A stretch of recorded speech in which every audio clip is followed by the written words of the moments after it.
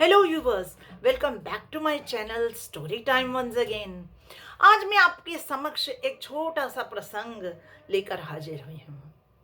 दो संत बहुत ही अभिन्न मित्र थे। उनमें से एक संत को एक बार एक बहुत ही धनी मानी व्यक्ति ने बहुत सारा अनाज दिया। वे संत उस अनाज को गरीबों में बांटना चाहते थे, अतः उन्होंने सभी गरीब परिवारों को एक जगह एकत्रित किया और वह अनाज बांटने लगे। जब वे अनाज बांट रहे थे तो उनके दूसरे संत मित्र उनके पास ही बैठे हुए उन्हें देख रहे थे। अनाज बंट चुका तो उन्होंने अपने पहले संत मित्र से पूछा कि मित्र, मैंने एक बात गौर से देखी।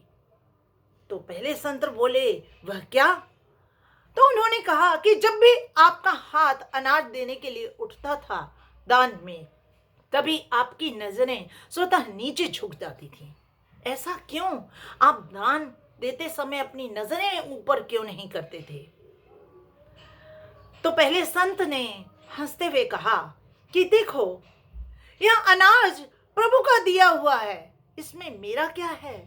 मैं तो केवल एक माध्यम हूं, क्योंकि प्रभु ने मुझे यह अनाज देने का आदेश दिया, इसलिए मैं वह अनाज गरीबों में वितरित कर पाया हूं।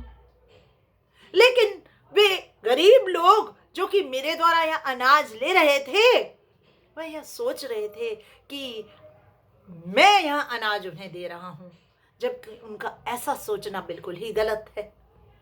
अनाज तो प्रभु की कृपा से प्राप्त हुआ है, प्रभु ने दिया है, तो वे प्रभु का दिया हुआ अनाज ही तो मैं उन्हें दे रहा हूं। देने वाला प्रभु है, मैं नहीं। भगवत गीता के प्रथम अध्याय में भगवान श्री कृष्ण ने अर्जुन से कहा है, तस्मात् त्वम् उत्तिष्ठ यशः लभस्व जित्वा शत्रून् भुङ्क्ष्व राज्यं समृद्धम् मया एव एते निहताः पूर्वमेव निमित्त मात्रं भव सव्यसाचिन्। हे अर्जुन, उठो और युद्ध करो, दोनों हाथों से तीर चलाओ। अर्जुन तो युद्ध विद्या में, तीर चलाने की विद्या में पारंगत था, दोनों हाथों से तीर चलाता था।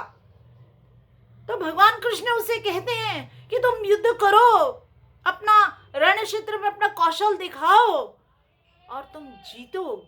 लेकिन जीत कर यह मत सोचो कि यह जीत तुम्हारी धनुर्विद्या का परिणाम है अथवा तुम्हारे युद्ध कौशल का परिणाम है। परिणाम तो मेरे द्वारा पहले ही निर्धारित हो चुका है। तुम केवल अपना कर्तव्य करो। तुम तो मेरे हाथ के द्वारा बनाए गए एक माध्यम हो इस युद्ध को करने के लिए। परिणाम के बारे में मैं ही सोचता हूं। क्या होगा इस युद्ध का परिणाम, वह मुझे पहले से ही मालूम है। मैंने उसका पूर्व निर्धारण कर रखा है। तो इस प्रकार साथियों, हम जो भी कार्य करते हैं या जो भी उसका परिणाम होता है, वह हमारे कारण नहीं, वह ईश्वर के कारण है। कार्य को ईश्वर को ही समर्पित कर दो। सोचिए, कार्य की सफलता, कार्य का होना, न होना, अधूरा होना, पूरा होना, यह सब कुछ ईश्वर के ही तो हाथ में है। जो भी हमें प्राप्त है वह भी ईश्वर का ही दिया है, परम पिता परमात्मा की देन है। फिर क्यों हम अपने आप यह सोचने लग जाते हैं कि यह मैंने किया, वह मैंने किया, यह सफलता मुझे मिली, या मैं इसमें सफल हुआ, मैंने यह दान दिया। ऐसा सोचना बिल्कुल ही गलत है। इस मायावी संसार में सिर्फ हम कठपुतलियां हैं ईश्वर के हाथ की। वह हमें जैसे नचाएगा, हमें वैसा नाच नाचना पड़ेगा। तो ईश्वर के सामने नतमस्तक रहिए, उनसे हमेशा सद्बुद्धि मांगिए और कुछ नहीं। वे खुद ही रखवाले हैं।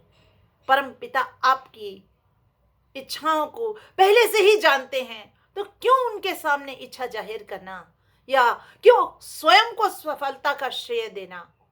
किसी भी कार्य का या किसी भी कार्य की सफलता का श्रेय स्वयं को देना बिल्कुल भी उचित नहीं है, क्योंकि कार्य केवल उन्हीं की मर्जी से हो रहा है, उसी परम पिता की मर्जी से हो रहा है। हम केवल माध्यम हैं। कार्य करने के लिए। धन्यवाद।